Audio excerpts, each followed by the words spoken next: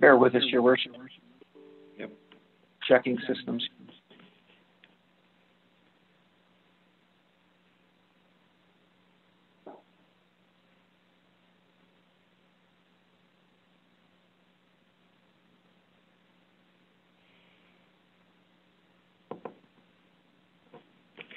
I've just received a thumbs up from our deputy clerk, so with that, I will call the meeting to order. Village of Mayor for Wolford, agenda for council in the council chambers on Monday, May the 10th, 2021 at 2 p.m. or shortly thereafter. And important notices, this meeting will be held electronically, and in order to ensure transparency, an audio recording of this meeting is being live streamed on YouTube, the Village of Mayor for Wolford, and also at the end of the meeting, the audio will be posted immediately on the web page. This afternoon, actually, before I get to just one quick announcement I wanted to make. As many of you know, there's a weekly Zoom meeting with the Lanark Leeds Grenville, our medical officer of health, Dr. Paula Stewart. It's chaired. The meeting is chaired by the chair of our health unit board, and typically our MPP, Steve Clark, joins, and when available, our MP, Michael Barrett, and on the Lanark side, Scott Reed, and the mayors of Lanark, Leeds, and Grenville.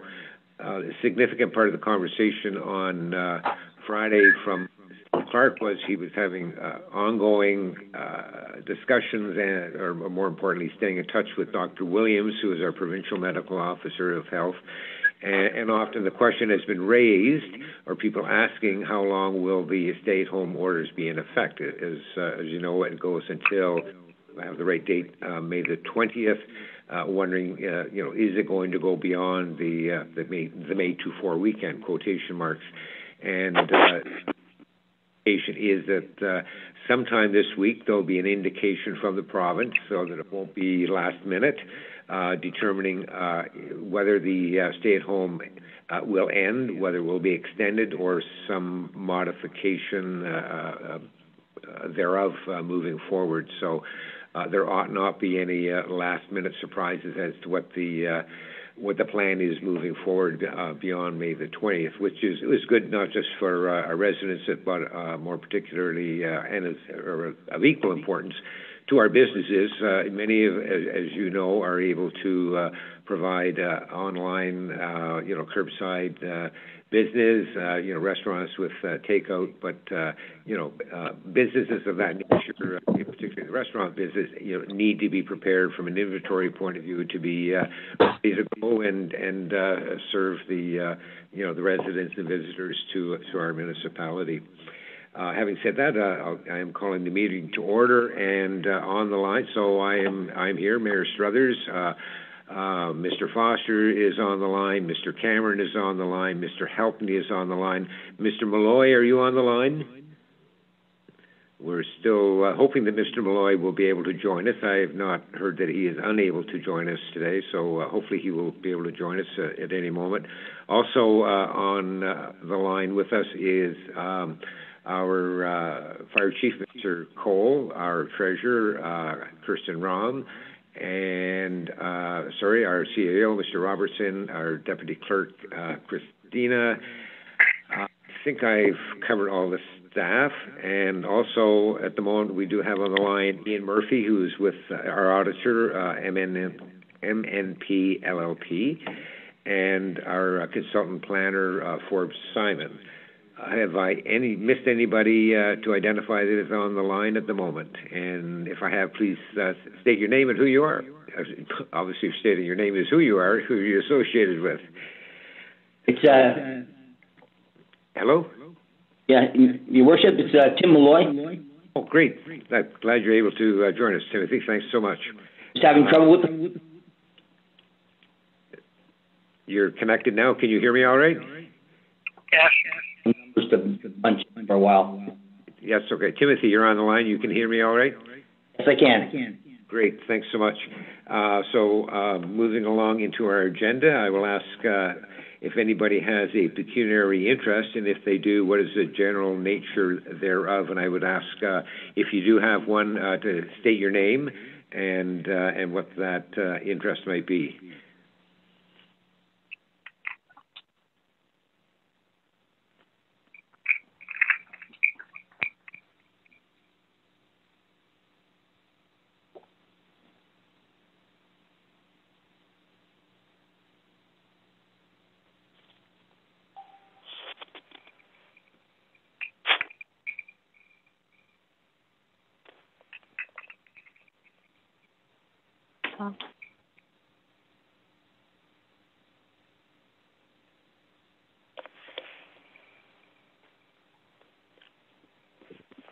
Hello?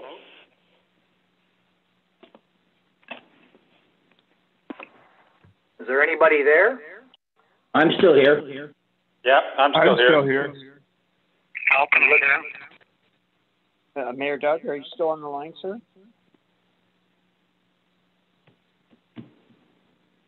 Okay, Council, it's Doug Robertson speaking. Just please stand by. We won't proceed with the meeting until we are sure that the mayor is on the line. It's Christina. I'll check right now.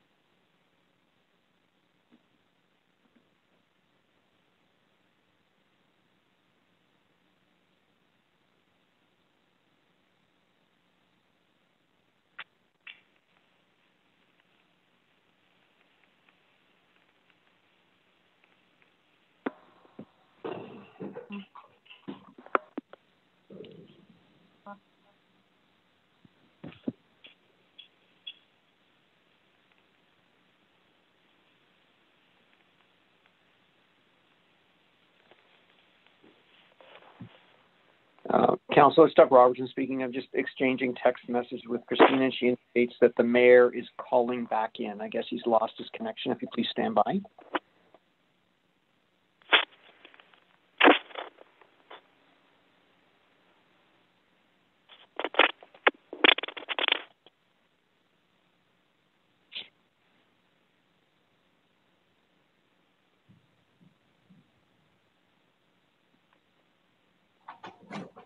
Hello, good afternoon, folks. Can have at least one person say they can hear me? Yes, we can hear you. That's great. We can hear you. Thank you so much, and I'm hoping everybody is still on the line. I'm going to do through the names just to make sure. So Timothy, Timothy, Robert, Mike, Don, thank you, Kirsten, Brad, Doug Robertson, Christina, Forbes. I know there's one other name, Ian. Did everybody hear their name? Sorry, did anybody not hear their name? I don't know, that sounds so odd to do this, but at any rate. I think we're going to move forward. I haven't heard anything from staff that we are not live at the moment, so in all good faith, we will move forward. Where we ended off, I had a mover and a seconder for the agenda, which was Mr. Foster and Mr. Helping. Be it hereby resolved that the Council of the Corporation of the Village of Merrifield-Wolford does hereby approve the agenda of the regular council meeting of May the 10th, 2021 as circulated. And I'll go around the table. Are you in favor? Mr. Malloy? Yes. Mr. Foster? Yes. Mr. Cameron? Yes. Mr. Helpney? Yes. Thank you, gentlemen.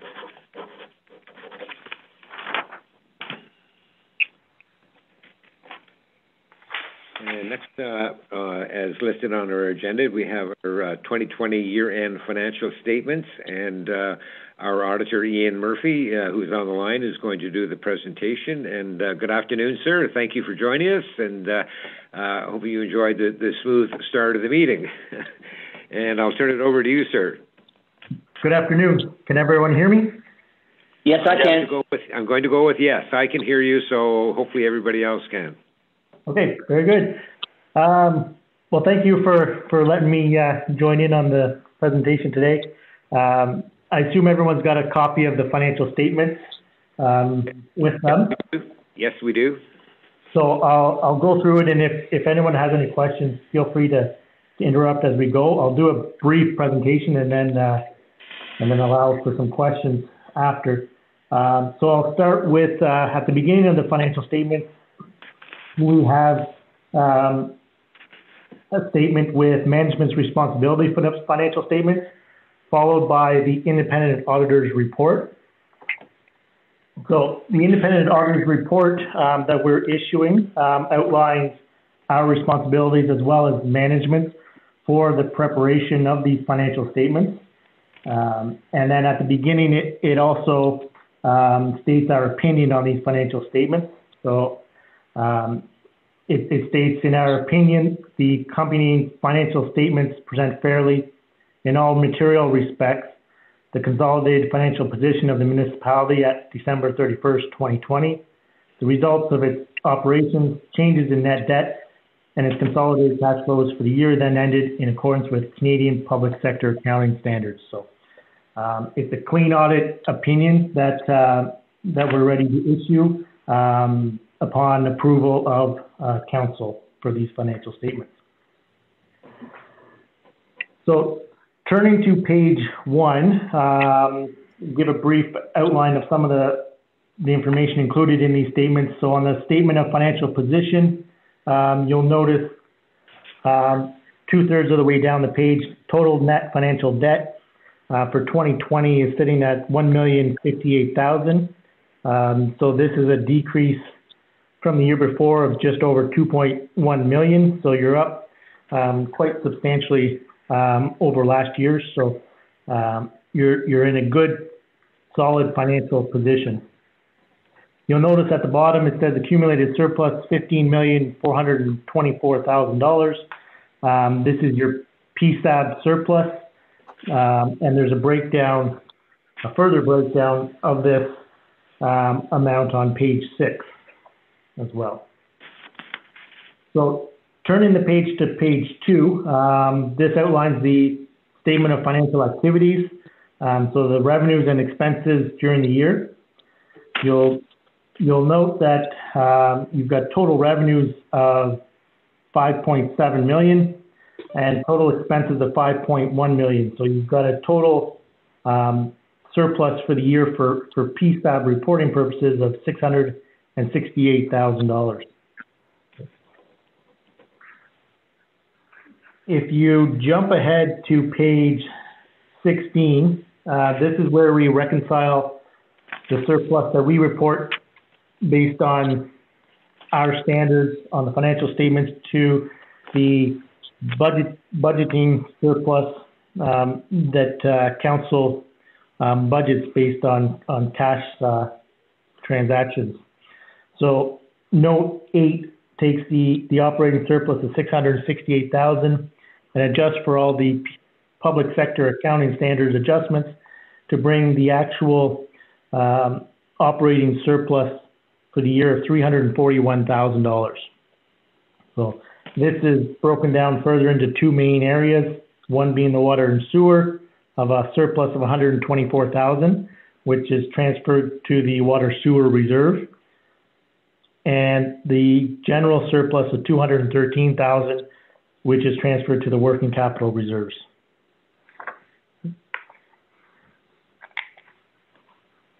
On page 6 gives you the breakdown of that accumulated surplus.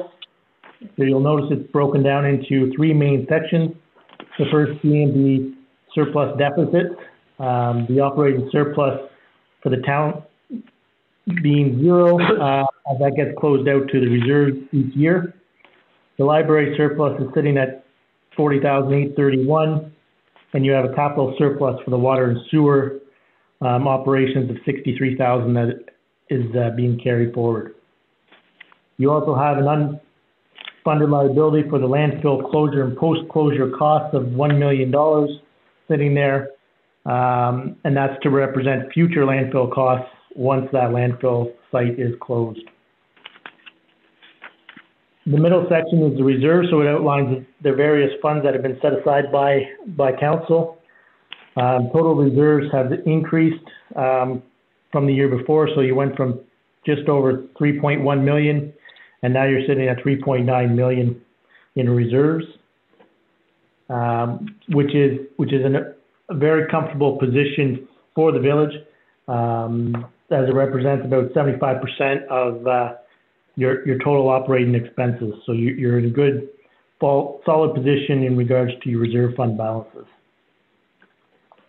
The last part is the equity and tangible capital assets. So this represents the investment in your infrastructure, such as buildings and roads and various equipment that the township operates and has under their control. And that totals $12,440,000. So that makes up the majority of that accumulated surplus total of $15 million.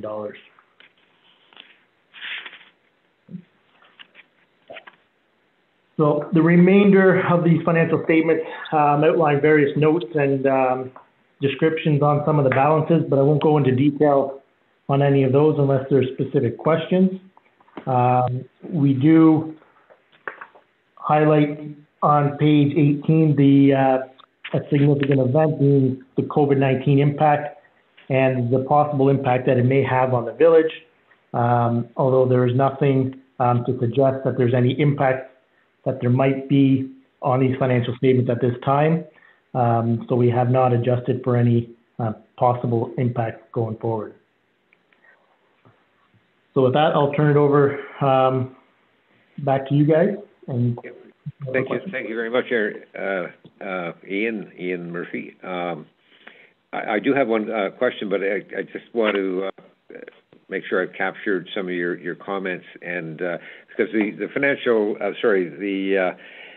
consolidated financial statements, this is part of our financial information, if not return report to the province, and being municipalities being children of the province, there's certain parameters we need to work within, and one would be, a municipality can only borrow so much money, and there are, I guess a formula for that. With the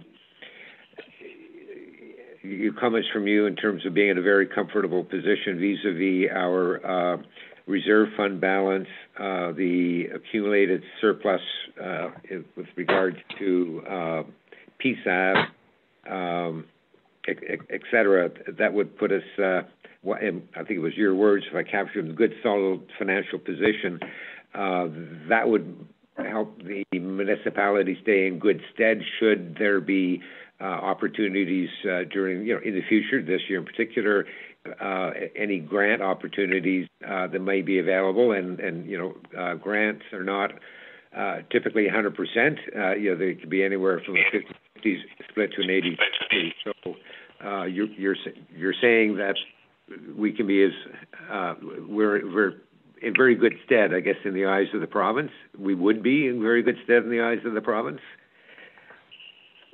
Well, that's a difficult question because the province looks at a few different factors. One being your ability to afford the project. So the better financial position you are, unfortunately, sometimes means the less funding that actually is available for you guys. Now, you do have the reserves in place to cover, I guess, your portion of any project that come up. So you do have good resources that way. As far as your debt level, it's still fairly high for someone of your size. So you wouldn't necessarily have a lot of room to take on more debt, although the province does set parameters as to how much you can borrow, and you aren't near that level yet. But I would caution you don't want to be near that level either. Right, okay. Yes, I think I do understand you. We're moving in the in the direction of going from, I think the words I heard were from moderate to low in terms of our debt. That's not necessarily a sign that one wants to suddenly increase the amount of debt we carry. That's right, yeah. Thank you.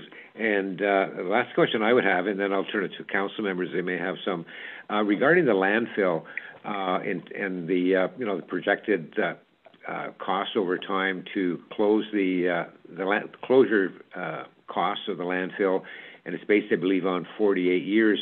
Our municipal staff have done a terrific job over the last number of years in terms of managing our landfill, and there's a formula that the province uses to calculate the life expectancy, and our manager of operations has indicated that working with the engineers who use a very prescriptive formula from the Ministry of the Environment, we may well have in excess of 100 years of life in our landfill, which is great news. It's one of our most valued assets. It still has to go through a process to get that stamp of approval from the Ministry of the Environment, but the indications are we're meeting all the checkpoints, if you will, in terms of how we manage it and so on. Should we receive that confirmation, will that significantly change? And I don't need an absolute answer today, but it could potentially have a significant change in the amount of dollars required to be set aside each year, looking at the projected closure date of the landfill. Yeah, it'll have an impact on future costs. It's not necessarily going to impact this balance here. So what this represents is future costs. So it's not what you have to set aside. It's more for an awareness of how much you're using each year of that landfill going forward. But saying that, starting April 1st, 2022, the standard is actually changing as well. So it's not really going to have a big impact by extending the life, because the standard's changing where the full liability will be recognized up front for the cost. So you'll see a much larger balance going forward after April 1st, 2022. Okay, thank you very much. So I'll go around the table asking members if they have any questions on the consolidated financial statements, and it's a visual thing. I'm imagining you're all sitting here in the council chambers, so I'm going to start to my left. Mr. Malloy, do you have any questions? No, I'm fine, thank you. Okay, and Mr. Foster? No questions. And Mr. Cameron? Yeah, I have a couple of questions. Yes, please go ahead.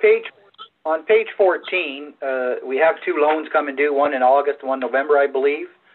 I just want to know if we were in a position to pay those loans off completely, or should we be refinancing them? And question number 2, it was concerning the landfill, but the mayor had addressed some of my question.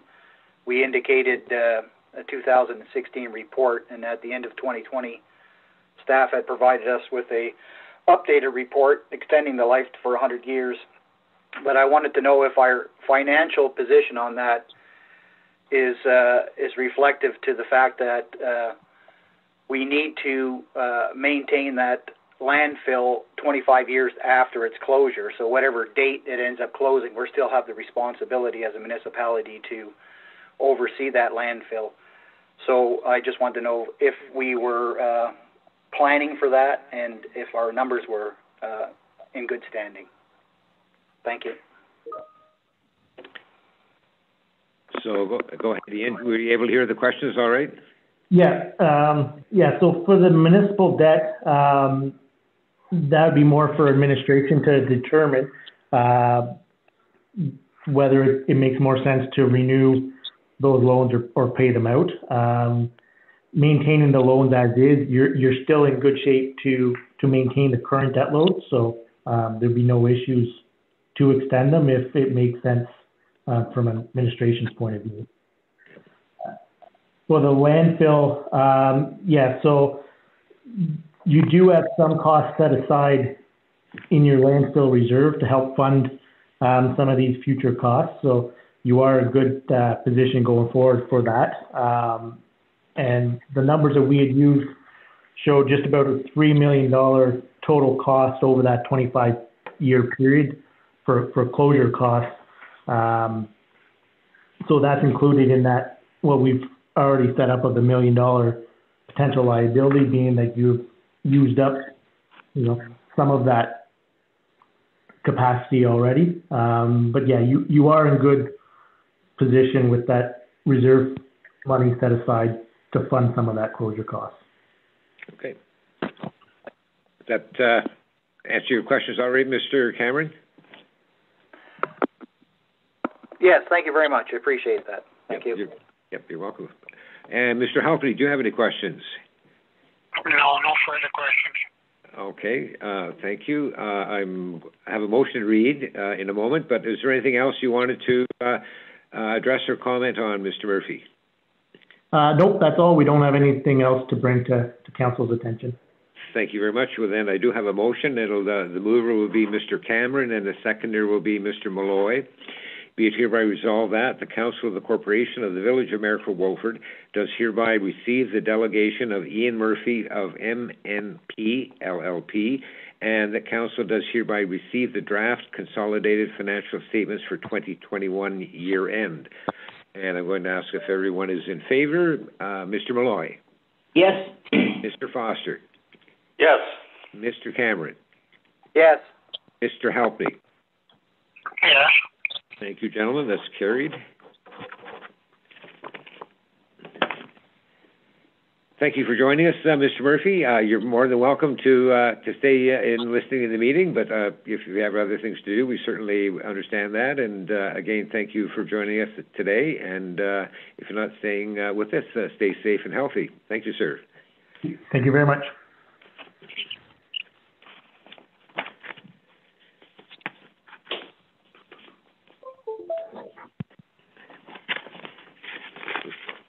Gentlemen, bear with me a moment. I'll move some paper around.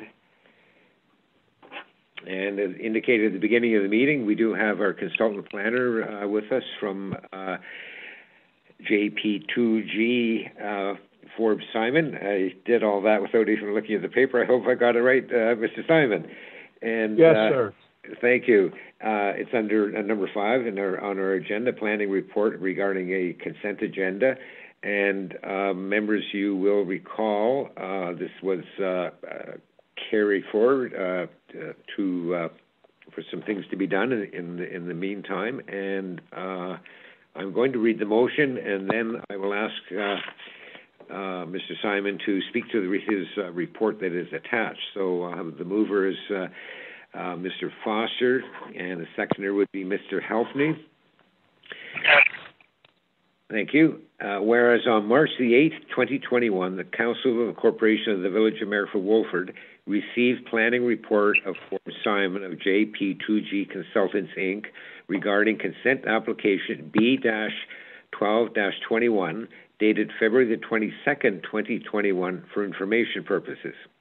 And whereas Council deferred consideration of the consent application B-12-21 to allow for the matters as outlined in the aforementioned report be addressed. Be it hereby resolved that the Council of the Corporation of the Village of Maryford-Wolford does hereby receive a supplementary planning report of Forbes Simon of JP2G Consultants, Inc. regarding consent application B-12-21 dated May the 5th, 2021, together with the Municipal Consent Questionnaire and Aggregate Resource Impact Assessment prepared by Graham Bonham Carter, which satisfies, and the Council has considered both the Aggregate Resource Impact Assessment and the issue of strip development, and the Council does hereby recommend approval of consent application B-12-21 to the Consent Granting Authority. Having read that motion, I will turn over to Mr. Simon to speak to his report, which is attached to the motion. Good afternoon, sir. Thank you very much, Mr. Mayor. So you've summarized the issue quite well, Mayor. Back in March of this year, the application was deferred to allow the applicant an opportunity to address the aggregate resources that appeared to be identified on the property. Mrs. Quarry retained the services of a consulting geologist who prepared a report. I've reviewed that report in detail against the policies of the official plan, as well as the draft terms of reference for aggregate studies prepared by the Ministry of Natural Resources and Forestry. The assessment was quite well done. It identified that there is a small amount of resource that's on the subject property, but that it's not viable in any way.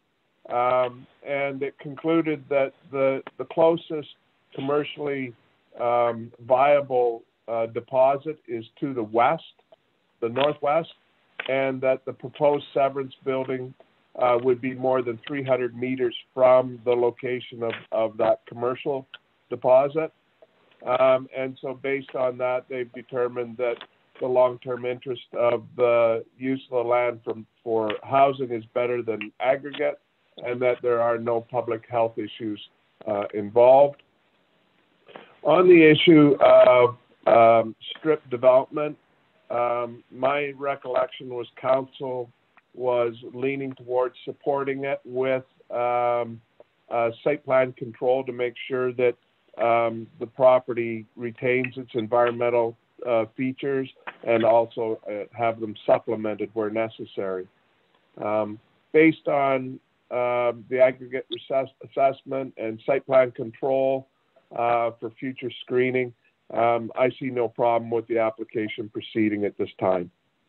And that's my report, Mr. Mayor. Happy to answer any questions if there are any. Thank you very much. And just to clarify, part of, as you say, the recommendation is to deal with the, I think the expression that, the strip development would be through the, I've lost the words. Site plan control? Yes, thank you. Site plan control. So that is captured in the motion, given that it is the attached report that goes with the motion, and that recommendation carries forward with the motion. Yes, sir. Yeah, thank you. So I'll go around the table and ask if there are any questions from members of council. Mr. Malloy, any questions? No, sir, thank you. Mr. Foster? No questions. Mr. Cameron? So just a clarification. So if we pass this motion... If I might, Mr. Cameron, actually in your defense, and correct me if I'm wrong, was this I think at a previous meeting you had declared a pecuniary interest? Oh, yeah, that's correct. I just want to make... Yeah. Yeah, I forgot about that. Sorry. Thanks for reminding me. I just wanted to make sure that the application would go forward, that's all. Oh, absolutely, and that's what we're doing. And I wasn't too sure, couldn't remember if it was something different or not. That's why I asked the question. So that's great. Mr. Helpney, any questions? No questions, thanks. Okay, members, aren't any questions. We have a great staff report that goes with the recommendation with the motion. You've heard the motion, and so I'll go around the table asking for a vote of yes for the or no for the motion. Are you in favor, Mr. Malloy? Yes. And Mr. Foster? Yes. And I would probably, Mr. Cameron, I'll defer to staff. Am I to ask if you're in favor or not, or to staff with Mr. Cameron indicating if he's showing any interest, he would not be voting? Is that correct? Doug Robertson here, Your Worship. That's correct. Yes. Thank you. Okay. So I'll go to Mr. Helpney. Are you in favor? Can you hear me, Mr. Helpney? Hello? Are you in favor of the motion regarding the... No. Yeah, okay. No questions? Okay. Are you in favor of the motion?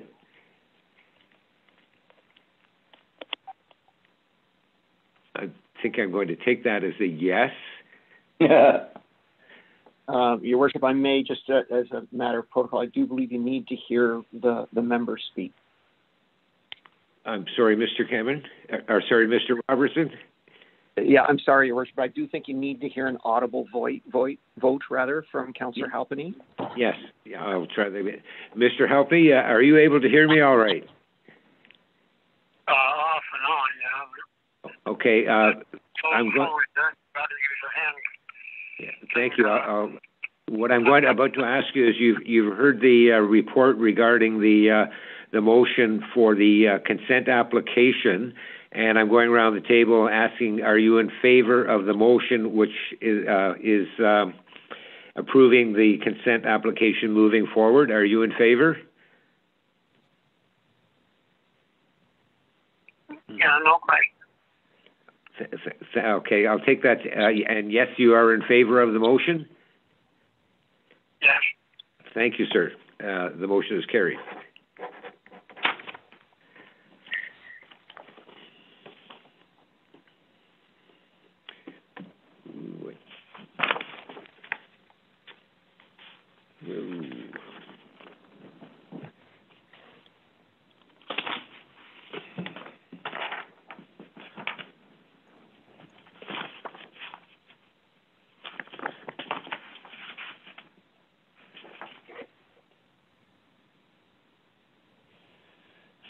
I do, I'm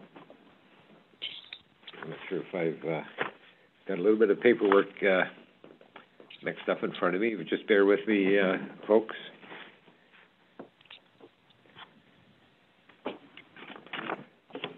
And I'll say to staff, and I'm not sure if I missed it at the beginning, I do have a motion that's just next in the pile regarding the minutes of the regular council meeting of April the 26th, but I thought did I miss that in our,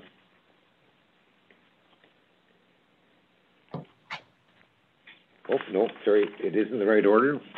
My apologies. The confusion is that we had our auditor on the line with us and our planner, and now we're going into what we'll call more the regular part of the meeting. So, Forbes Simon, if you're still on the line, thank you very much, sir, for joining us. Are you on the line, Forbes? I'll go on the assumption that perhaps you signed off given the passing of the motion, and but if you can hear me, thank you very much. I'm hoping I haven't lost audio contact with folks. Mr. Malloy, can you hear me? Yeah. Okay, great. So I'm going to go on the assumption that everybody else. So I do have a motion regarding the minutes of our April 26th meeting, and so I'll ask Mr. Helpney will be the mover, and Mr. Foster would be the seconder. Be it hereby resolved that the Council of the Corporation of the Village of Marrickville-Wolford does hereby approve the minutes of the regular council meeting of April 26, 2021. Are any errors and or omissions, Mr. Malloy? None that I saw. Mr. Foster? No. Mr. Cameron? No. Mr. Halpy? No. I'll ask to call the vote. All in favor? Mr. Malloy? Yes. Mr. Foster? Yes. Mr. Cameron? Yes. Mr. Halpy? Yes. Thank you very much.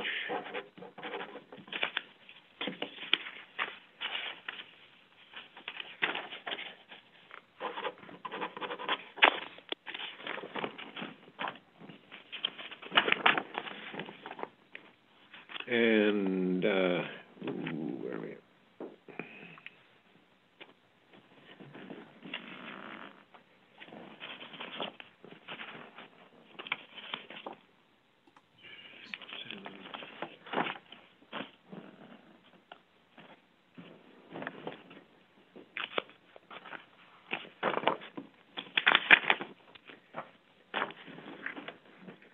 And next, members, for information purposes, is a response to the draft management plan of the Parks Canada and the Rideau Canal, and I'll speak to it very briefly after I get the motion on the table. So it'll be moved by Mr. Malloy and seconded by Mr. Cameron. Be it hereby resolved that the Council of the Corporation of the Village of Merrifield-Wolford does hereby receive the draft management plan submission of the United Counties of Leeds and Grenville regarding the Rideau Canal National Historic Site of Canada and UNESCO World Heritage Site, including the Merrifield Blockhouse National Historic Site of Canada, dated April 22nd, 2021, for information purposes. And what I wanted to let gentlemen know that there, as you can see, there are 5 municipalities. I've got the right number. I have to count them in a moment. In our counties that are along the Rideau Canal, so there'd be North Grenville, Merrifield-Wolford, Westport, Rideau Lakes, and Leeds and the Thousand Islands. And we're taking the opportunity as well to set up a meeting, the mayors with Parks Canada, to go over the draft plan and to see what other opportunities there might be with the draft management plan passed in terms of more local opportunities. And the reason I mention that is this may be something that Council would give consideration to not just circulating to our advisory committees, but to see, what might there be in terms of more local opportunities, whether it's from residential, recreational opportunity with the local trails, boating, et cetera, from a business perspective. And the reason for that is that 90% of people that visit a lock station arrive by car. So it's not just the boaters that are here, and it may well fit into the cycling strategy that is going to be coming to council over the course of this year, into the rural area for whether it's bed and breakfast, et cetera. So it's an opportunity to be a catalyst in looking at not just opportunities from a business point of view, but also from a residential point of view in the various groups in our municipality. So I wanted to bring that to your attention. So having said that, and you heard the motion regarding the response to, or the input, if you will, to the draft management plan submission, it's for information purposes, and I'll call the motion to be all in favor. Mr. Malloy? Yes. Mr. Foster? Yes. Mr. Cameron? Yes. Mr. Halpy? Thank you. That's carried.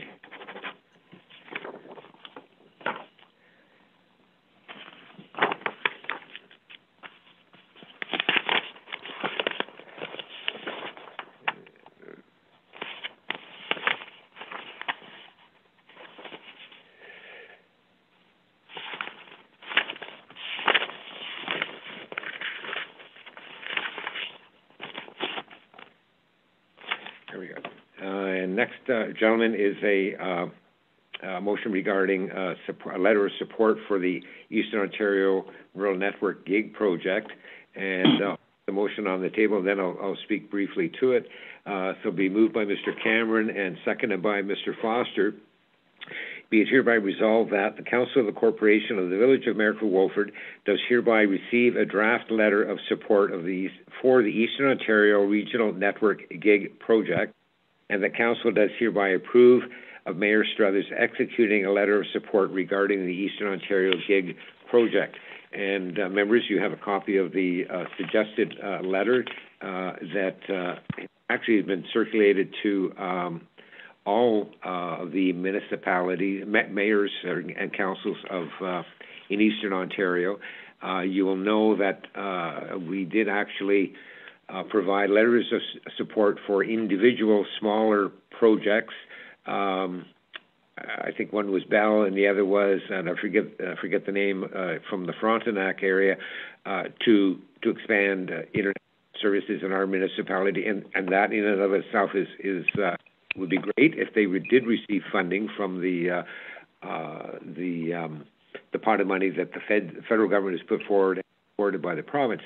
The Eastern Ontario Rural Network is a bigger project in the sense that it is that 1 gig, and I don't ask me to be explaining from a technology point of view, but it is a whole lot than the minimum that is available in some parts of the province.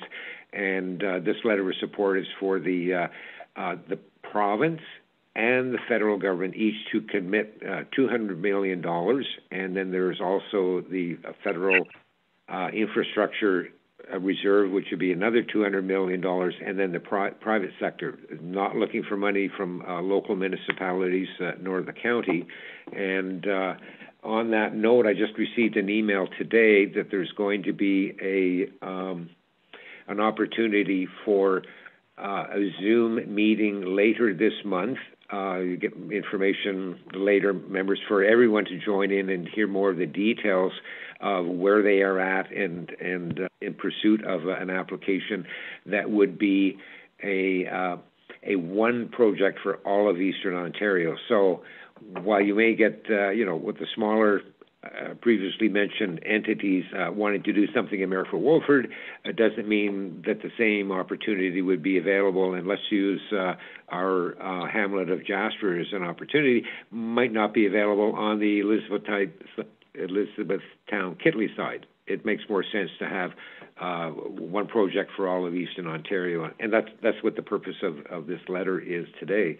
Unless there are any questions, I'll go around the table and ask if you're in support. When I'm doing that, if you have a question, please don't hesitate to ask. So, Mr. Malloy, are you in support of the Mayor executing the letter of support for the Eastern Ontario Rural Network GIG project? Yes, certainly. Mr. Foster? Yes. Mr. Cameron? Yes. Mr. Helpney? Yes. Thank you, gentlemen. It's carried.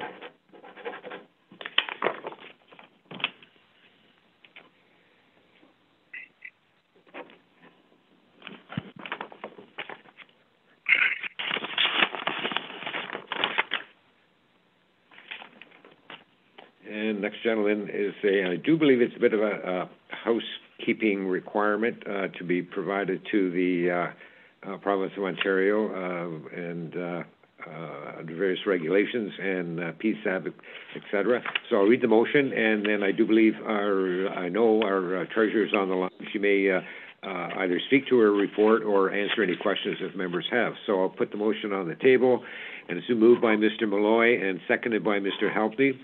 Be it hereby resolved that the Council of the Corporation of the Village of Mayor for Wolford does hereby receive Report Finance-06-2021 with respect to Ontario Regulation 284/09, and that Council does hereby adopt the report reflecting the 2021 budget as adjusted to reflect the PSAB expenses as required under Ontario Regulation 284/09.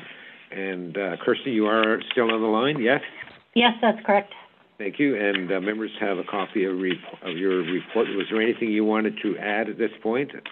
No, just again, this is just required by the province, and it's one of just really kind of financial statement presentation, and doesn't have any impact on the actual budget.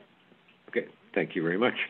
I'll go around the table and ask if you're in support of the motion, and if you have a question at the time, please indicate so. Mr. Malloy, are you in favor? Yes, certainly. And Mr. Foster? Yes. And Mr. Cameron? Yes. And Mr. Helpney? Yes. Thank you, gentlemen. The motion is carried. Thank you very much, Kirsten.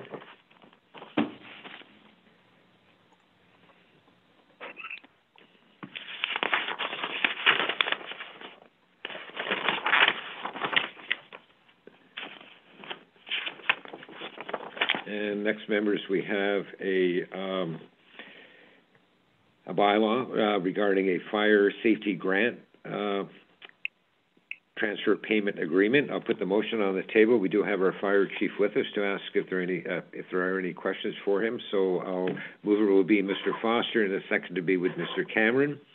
Be it hereby resolved that bylaw 27-2021, being a bylaw to authorize the execution of a fire safety grant transfer payment agreement with Her Majesty the Queen in Right of Ontario as represented by the Office of the Fire Marshal, be read a first and second time, and that bylaw 27-2021 be read a third and final time and passed.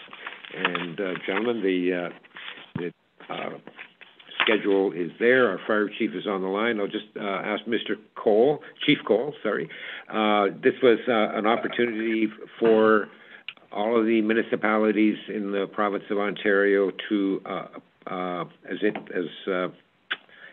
Ontario Fire Marshal Office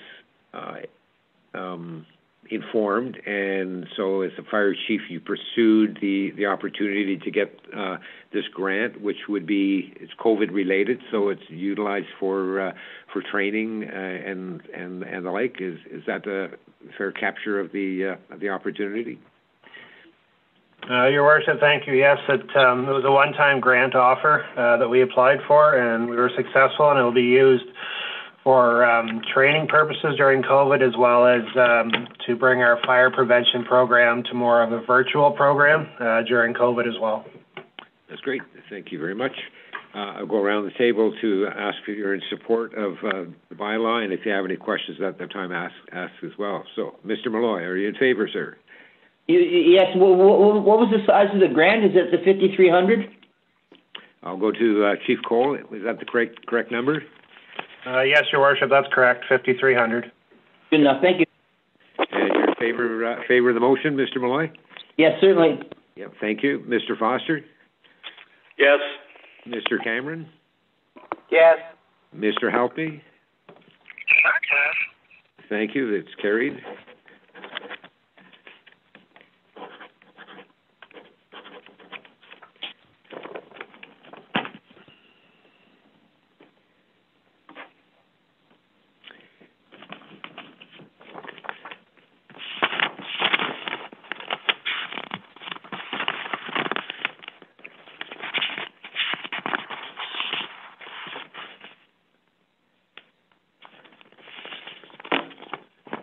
And next, we do have a motion regarding moving forward with our advisory committees and various aspects of that from our CAO, and so put it on the table. The mover would be Mr. Cameron, and the seconder would be Mr. Foster.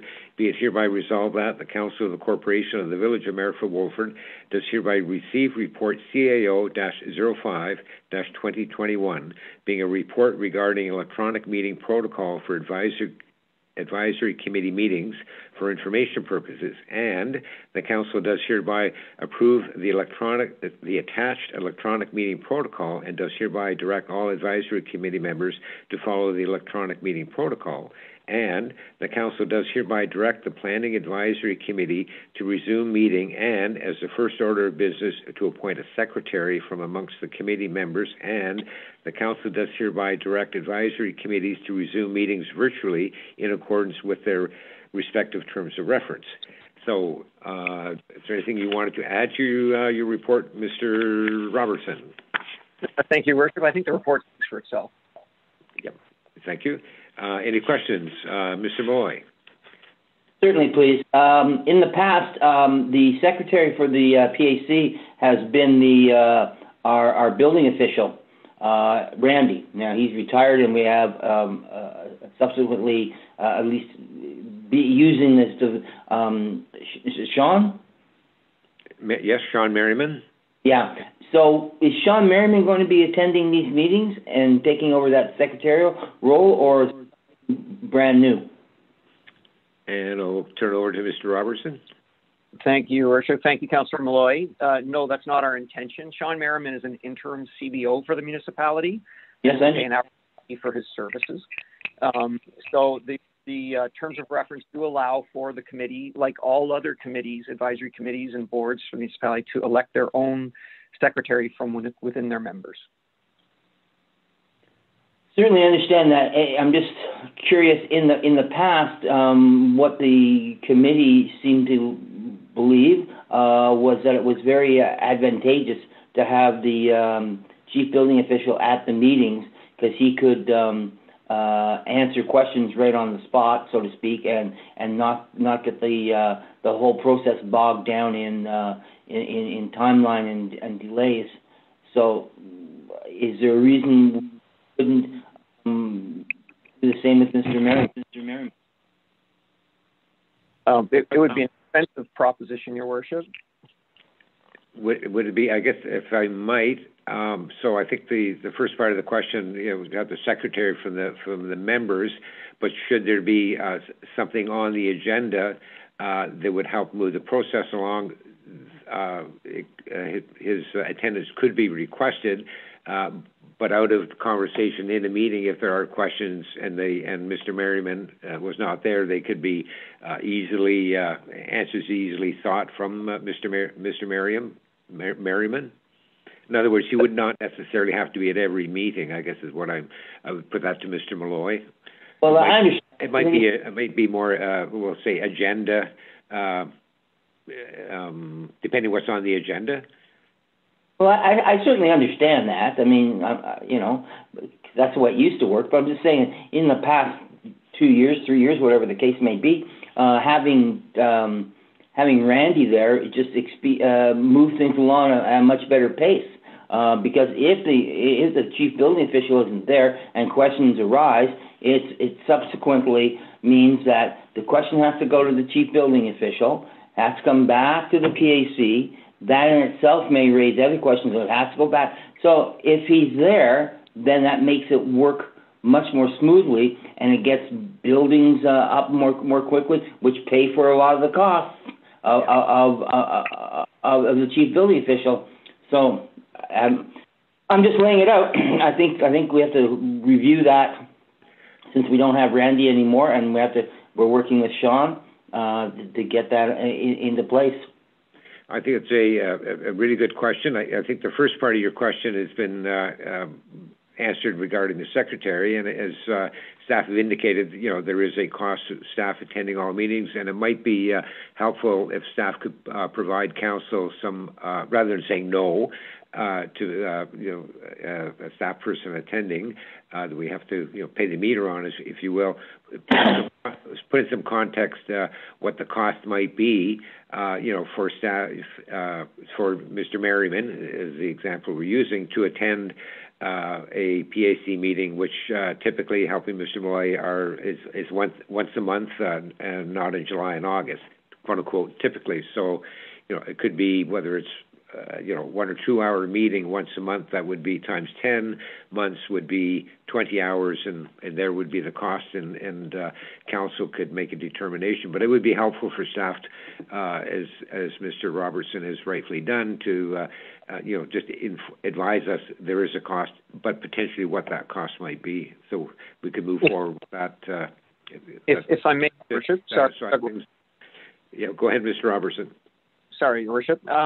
So it's not just a matter of cost, but that was not our arrangement with Mr. Merriman, that he would act as secretary for an advisory committee.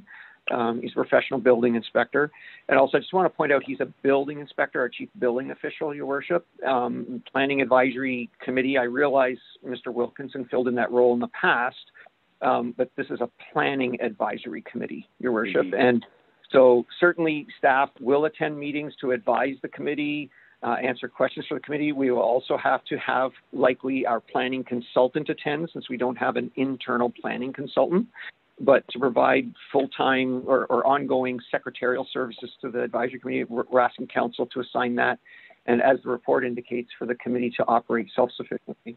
Yep, that's great. Thank you. Yes. So I think we, council does understand that, and moving forward, we can,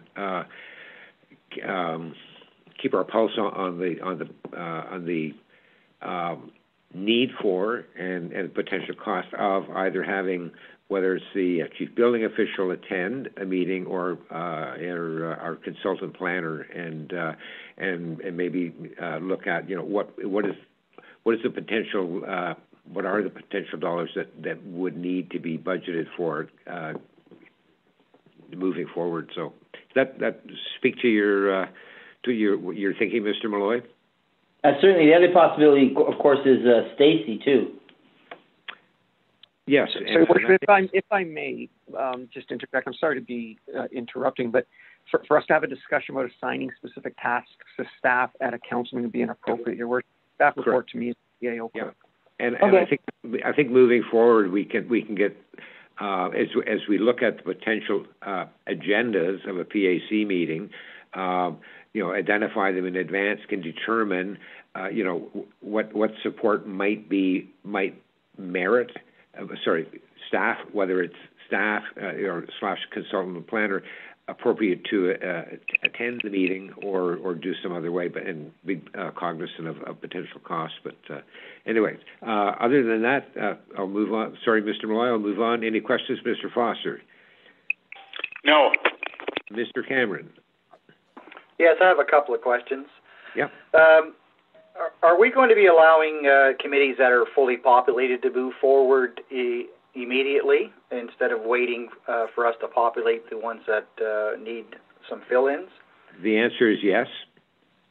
Yes. Okay. And committees, it states in the write-up here that they're trying to process over 9,000 documents electronically. I mean, in the past, committees haven't had access to any of that information, as far as I know. So I'm wondering what the intent is with that process, because I believe committees just function on their own. And, it would be nice if we could have an example of what what staff is trying to get across to us there. And sorry, go ahead. Okay, go ahead. You're finished. No, you go ahead with your questions. And then for administrative support, it states in here that it's going to be limited. How are we limiting the support of staff to committees? A little perspective, yeah. So the documents referred to, if people are at home, having a Zoom meeting, can't always easily get paper to folks electronically is fine. They're going to be digital, so my understanding is it'll be easier to provide to a committee if they wanted to see. I'll use an example of let's say the official plan, which is a monstrous document. We don't want to be printing off the whole official plan if a particular committee was being tasked to looking at something or other. So that's the purpose of that, and it puts us into call it that new age. In terms of the support, I mean it is the committees that determine their agenda. That and the secretary distribute things, and it would be working with, and I think typically it's been our deputy clerk. They would help facilitate, if you will, getting the direction and steps to get an agenda in a timely manner, say on the web page, as an example. So that's the intent of that, and I think that captured it all right, Mr. Robertson. I think that's essentially it, Your Worship. The staff will be required in some degree to post agendas, post minutes, and so forth. But as the report indicates, and has been the case in the past, is that the committees have their own secretaries appointed from within, and they operate self-sufficiently. If I may, Your Worship, I'd be happy to answer Councillor Cameron's first question about the documents. Yes, please go ahead. Great, thank you, Your Worship. So to clarify, in the past, the committees have had access to documents. For example, Planning Advisory Committee relies heavily on the large plans and diagrams and maps at the village. Plan 6 is probably the one that I believe is very heavily used. So those documents need to be scanned. We are moving forward with digitizing all of the records at the municipality, Your Worship, so that so we can operate more efficiently and find records more easily instead of searching through paper files all the time. And with the committees functioning on a virtual basis, especially where some members of each committee, some of the committees don't have broadband to be able to log in virtually with video and so forth, they need to have access to digital copies of the record. So that's a part of it. We had indicated to council when we were trying to facilitate moving forward with committee meetings that there was some work involved. This is part of that work. Great. Okay. Thank you. Any other questions, Mr. Cameron? Yeah, well, I appreciate the fact that, we want to be a little bit more expedient on our process and doing a digital file is fine, but council, presently we're speaking now and we have all kinds of documents sitting in front of us, and we've had other documents as indicated by the mayor as official plans, so on and so forth. I mean, why can't we just put them in a PDF file and email them? I mean, until we can get perhaps a more efficient way, like Mr. Robertson is indicating. I mean, the old method has worked, and council has been doing that. We're on the phone talking now, and we have all kinds of documents that have been emailed to us. So I think it's hoping to have a smoother, efficient process in the future. We can move along. If there was a meeting tonight and documents were required, it could be done, but a lot of work in terms of who's going to come in at what time to pick them up from the office, kind of thing. So it's meant to be a more efficient and effective process moving forward. It literally as simple as that. Members I understand that. And picking up your package. Been talking about this process for about a year, off and on. We're talking about the documentation process, Mr. Cameron, and not about the process moving forward for our committees to meet. Yeah, I understand that, but what I'm saying is that my concern is that processing 9,000 files is going to delay us. I mean, No, it's going to delay, Mr. Cameron. I need to, Mr. Cameron, I'll ask you to stop for a moment. There is no intent whatsoever to cause a delay in the committee's meeting. None whatsoever. What the staff nor did I indicate that. I just said I had a concern. I mean, why can't we just email them in a PDF file until we get those the files as indicated by the CEO up to a better par? And that's all I'm saying. I'm not saying that we're trying to delay. I said my concern would be that if we wait for that process, it may delay. And, we've been at this for a year. We sent out surveys to committees. The committees indicated that they wanted to get going. That's almost 5 months ago. We've passed bylaws. I ask you to stay on subject, Mr. Cameron. Council, we should be moving forward and turning this into an action item. We've been discussing this one particular item for just shy of a year. Mr. Cameron, with respect, sir, it is an action item. And also, if you, as Mr. Robertson indicated, not all advisory committee members have access to high-speed internet, of capacity, so it's trying to keep everybody on a level playing field. So that's what it is. Thank you for your questions. Do you have any questions, Mr. Helpney? Do you have any questions, Mr. Helpney? No. I'll go around the table and ask if everybody is in favor. Mr. Malloy? Yeah. Hello? Yes. Sorry, are you in favor? Yes? Thank you. Yes. Mr. Foster? Yes. Mr. Cameron? Yes. Mr. Helpney? Yes. It's carried. Thank you very much.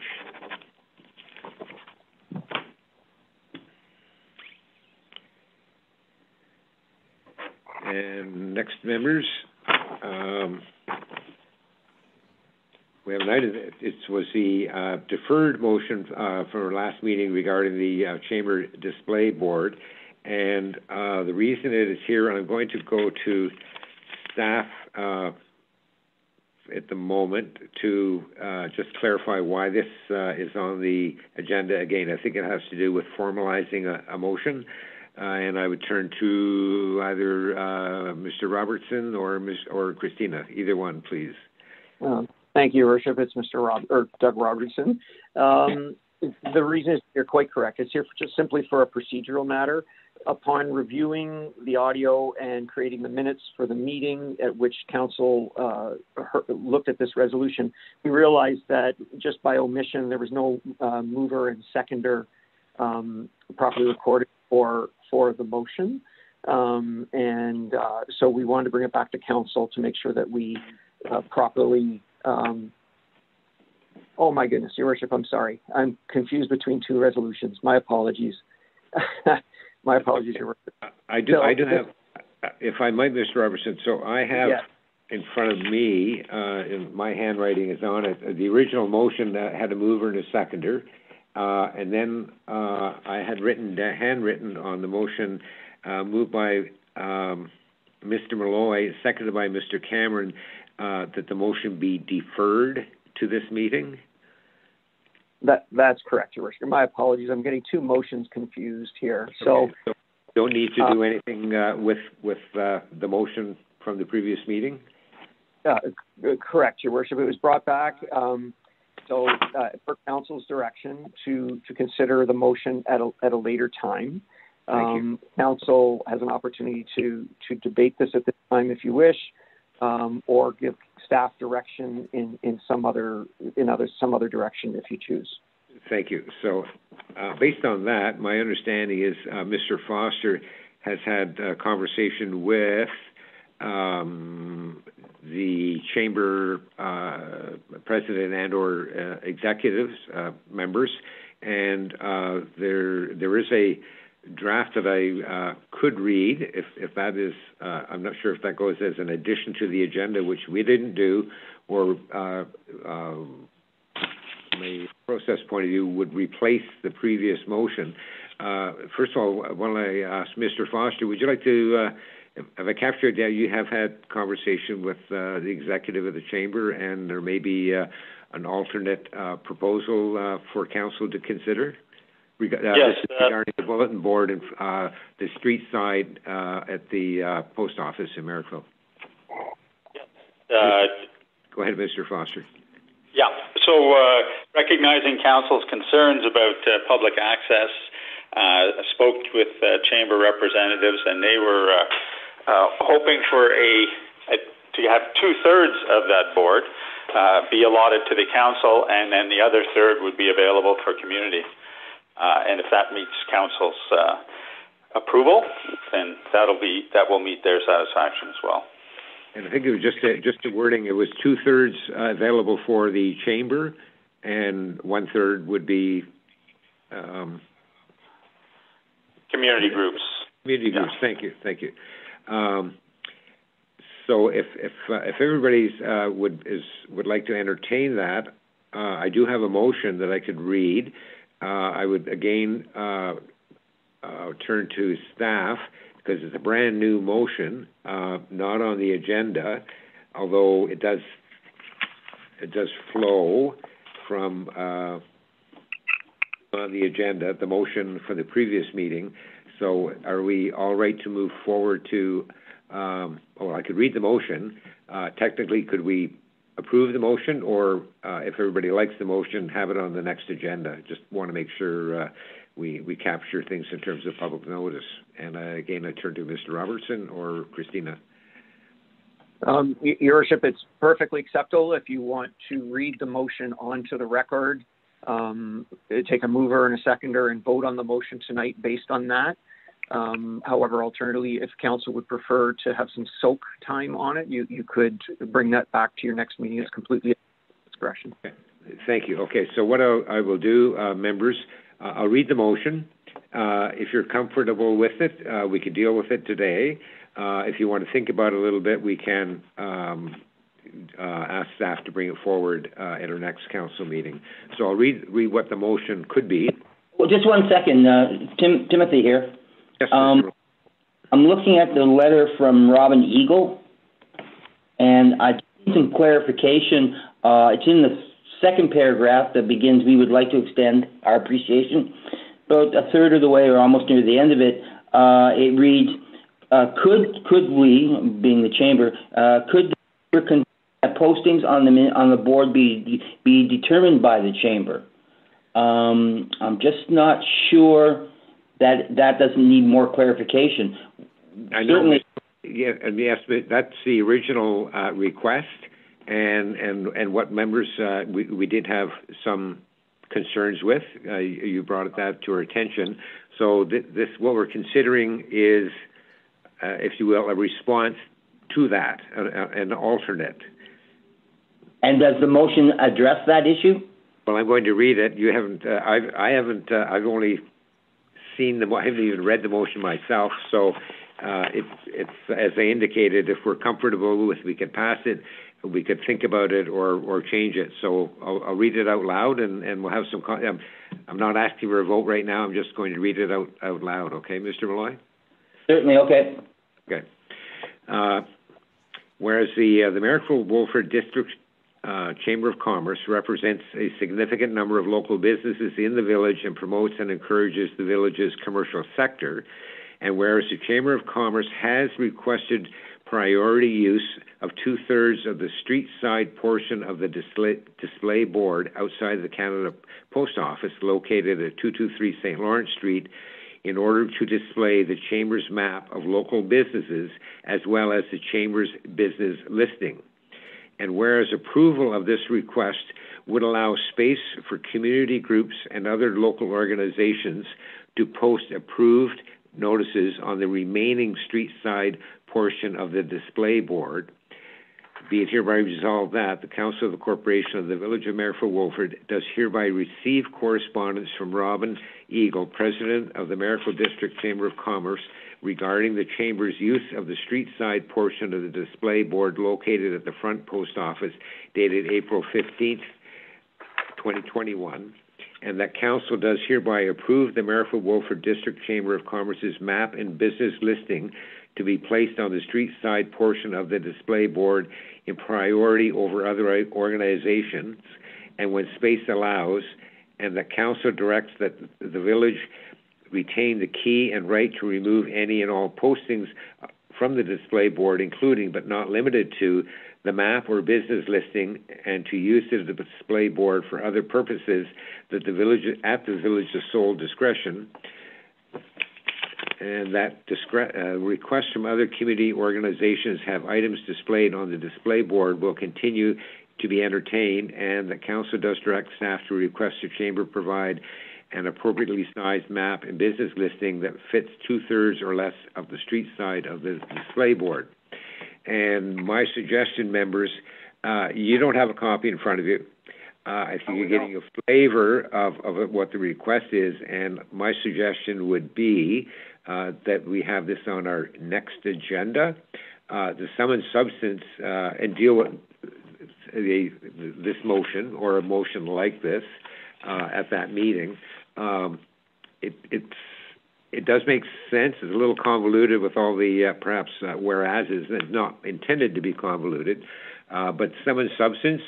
It would accommodate the Chamber using 2/3 of the bulletin board with a map and other Chamber-related post notices. The other 1/3 would be for other community groups, Theatre Night in Marrickville notices, Fair Board notices, and the like. But I think it would be easier for Council to have give this due consideration and potential questions if they actually had a copy of the motion in front of them. Hence my suggestion that we move this to the next meeting. I'm not sure how time sensitive it might be from the Chamber's perspective, but I'd rather us do it once right, and rather than have any missteps along the way. Members agree that this be put on our next agenda, or unless you want to consider the motion today. Mr. Malloy, your preference, next agenda or today? Next agenda, please. Thank you. Mr. Foster? I'd prefer today, but I'll go with next agenda if that's what the majority wishes. Thank you. Mr. Cameron? Next agenda, please. And Mr. Helpney? Okay, we'll put this on the next agenda or deal with it today?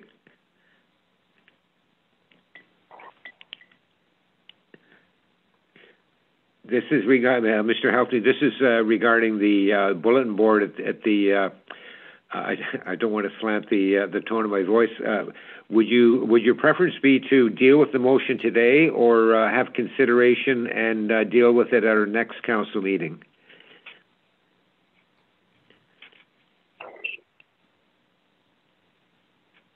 Are you able to hear me, Mr. Helpney?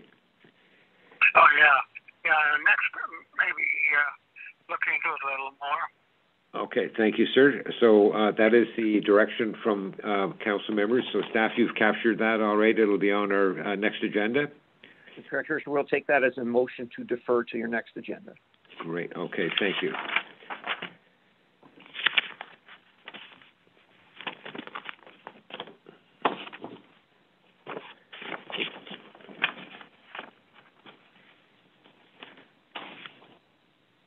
And next members, just bear with me a moment, please.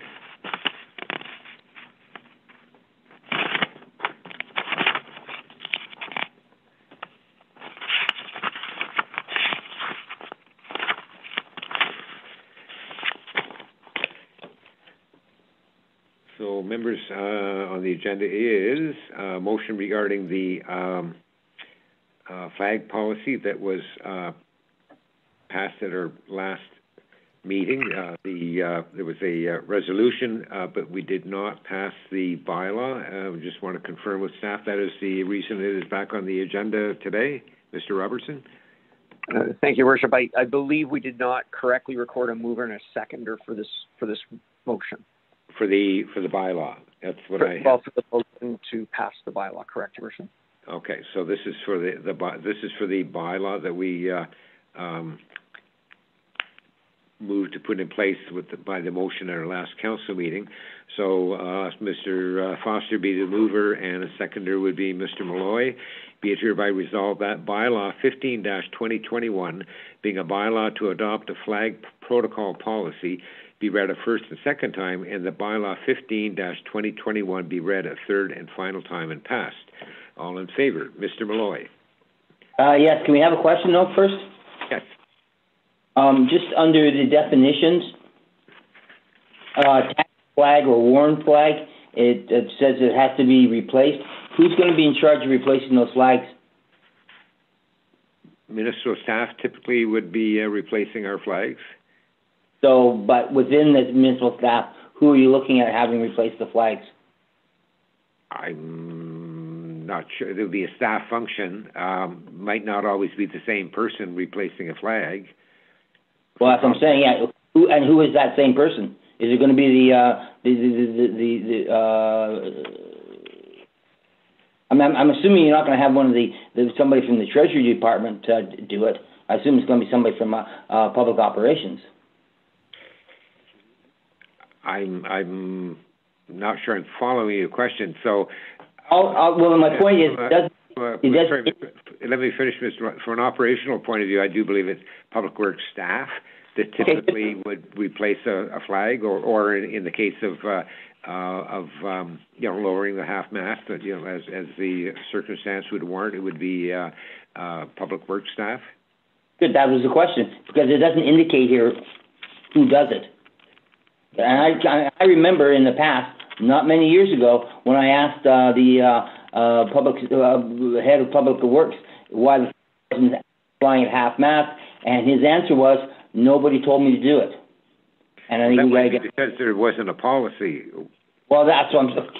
Well, I'll turn to staff and ask them to speak to your question. I'm not sure whether it be Mr. Robertson or our manager of operations, Mr. Cole. I'd be happy to answer that, Your Worship. It's Doug Robertson. Thank you. Staff, excuse me, Your Worship. So the municipality has many policies, and those policies don't necessarily identify an individual by title or by name as being accountable for implementing that policy. Ultimately, all of our policies are subject to the administrative structure of the organization, reporting up to council. And in this case, typically, it's our manager of operations fire chief that replaces their flags, but he has the authority, of course, to delegate that task to staff under him and provide supervision of those staff. And that's the way this policy is designed. Great. Okay. Thank you. Does that answer your question, Mr. Malloy? Yeah, that's a good answer. That's exactly what I wanted to hear. I just wanted to know. I wanted to make sure we identified an individual who was in charge. Yep, very good. And all in favor of Mr. Foster? Yes. And Mr. Cameron? Yes. And Mr. Halpney? Yes. Thank you. It's carried. So, members, I'm going to make a comment and then ask if there's appetite for any direction. Some people may recall that the flag policy, first ever for the municipality, was passed on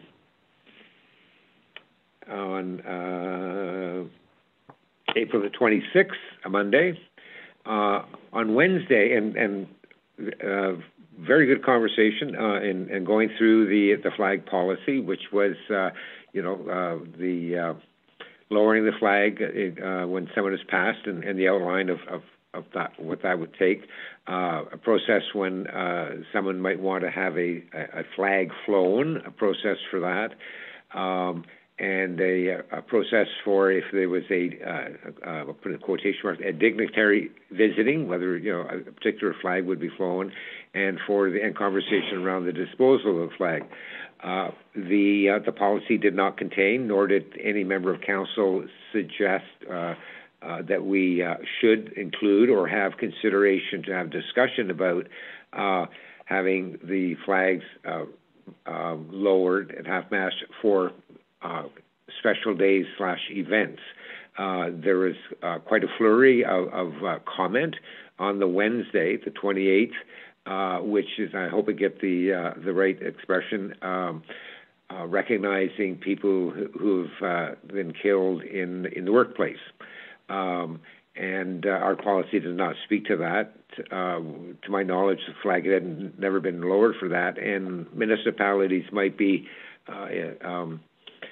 either silent on it. Some do, some don't. It's an interesting look at in the area, even municipalities that do not have a flag policy. My question to council members: is there an appetite to consider having special day recognition in our flag policy, and obviously have to have a wee bit of a process to determining what are all the potential days and which ones would we want to acknowledge, or are members happy with the flag policy as it is written? So it would be: do we want to consider amending the flag policy to include, quote unquote, special days?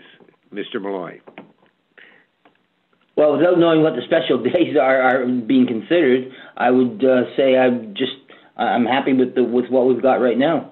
But that doesn't mean I'm not open to at least listening to or previewing the possibilities of a special days section of the bylaw. Yeah, what we could do, if members concurred, staff could bring back and I don't want to say a list because someone might say it's not definitive, but a bit of a guideline, if you will, whether it's federal, provincial, and perhaps what other municipalities in, I'll call it our community of interest, sort of the Lanark, Leeds, Grenville area, what they may or may not have in their flag policies, should they have one, because not all do, for us to consider. We could do it that way if that's what your thinking is, Mr. Malloy, that you would consider having a look at that. Yeah, as I said, I'm not unhappy with what we've got right now, but I'll consider looking at some amendments to it. Yep. Okay. Thank you, Mr. Foster. Yeah, I'm happy with it the way it is. Mr. Cameron. I think we should enhance that process. I think special days are warranted given the fact that what you just quoted, people giving their lives at work. I think that's an appropriate lowering of the flag for the municipality. It's recognized by the province and the federal government as well. Yeah. I think those protocols are something that we should be considering. Thanks. Okay. Thank you. Mr. Halpy? Yeah, I think it should be up to the office staff to handle that. Thank you.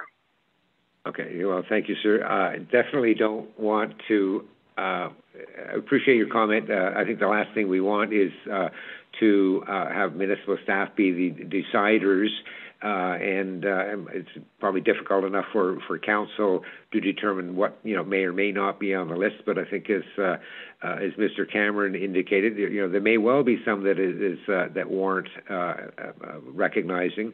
And as Mr. Malloy indicated, we'd certainly take that into consideration of potentially changing our policy, and I agree with that. So I would ask staff on behalf of council to bring us, don't need to do a monstrous amount of research, but certainly, what we'll call I'm not sure it's the right word, but the traditional federal provincial days of recognition, and any other days that may be in our area, neighboring municipalities, what they may have in their flag policy. And, it may be a darned if you do, darned if you don't list, but nonetheless, at least council will have that conversation about potentially amending the flag policy to include special days.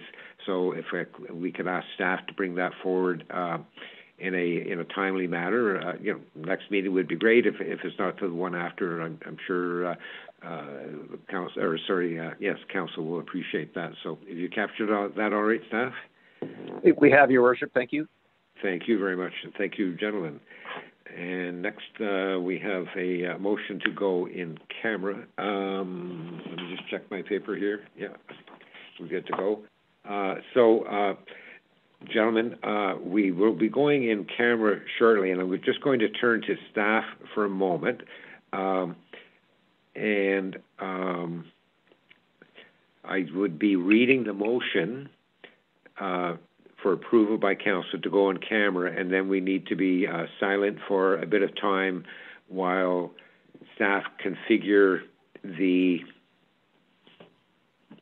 electronic setup that we have so that it's the public are not part of the in-camera session. And just for the public that are listening, after council has finished the in-camera session, we will be coming back out of in-camera. We'll be back live again, public, for the balance of the meeting, and it is still the same link that the public can use to join back in once we come out of in-camera. Is that captured of that all right, staff? Your Worship, I'm just going to defer momentarily to Christina Conklin. I believe it is, but I want to be 100% sure if she wouldn't mind responding to that question. Thank you, Your Worship. Yes, you've captured it perfectly. Okay, thank you. Okay, so mover would be Mr. Cameron, and the seconder would be Mr. Malloy. Be it hereby resolved that the Council of the Corporation of the Village of Mayor for Wolford does hereby move to an in-camera session at, bear with me, gentlemen, 3:37 p.m. under Section 239(2) of the Municipal Act 2001 as amended to address matters pertaining to 1. A position, plan, procedure, criteria, or instruction to be applied to any negotiations carried on or to be carried on by the municipality or local board. 2. Advice that is subject to solicitor-client privilege, including communications necessary for that purpose. And 3. Personal matters about an identifiable individual, including municipal or local board employees. All in favor? Mr. Malloy. Mr. Malloy? Oh, boy. Mr. Foster? Yes, I'm in favor. Thank you. Mr. Cameron? Yes. Mr. Halpney? Yes. Mr. Malloy? We may have lost Mr. Malloy on the line. Nonetheless, majority of council members have approved the motion, so we will be going in camera, and I will ask members to be quiet while staff do their appropriate